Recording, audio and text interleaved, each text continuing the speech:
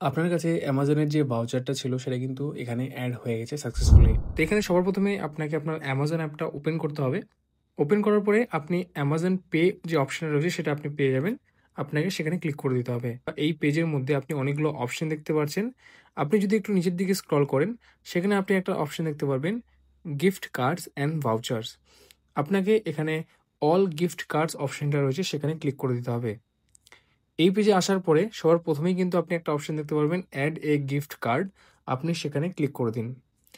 Click করার পরে আপনাকে কিন্তু এখানে গিফট কার্ড কোড যে অপশনটা রয়েছে সেখানে আপনাকে আপনার গিফট কার্ডের যে কোডটা আপনি পেয়েছেন সেটা আপনাকে এখানে এন্টার করতে হবে।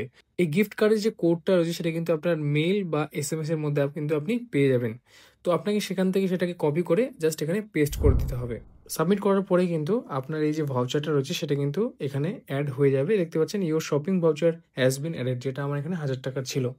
এভাবেই কিন্তু আপনি আপনার অ্যামাজন পের মধ্যে বা অ্যামাজনের মধ্যে আপনার যে গিফট ভাউচারটা আপনি পেয়েছেন সেটা কিন্তু এখানে এড করতে পারেন।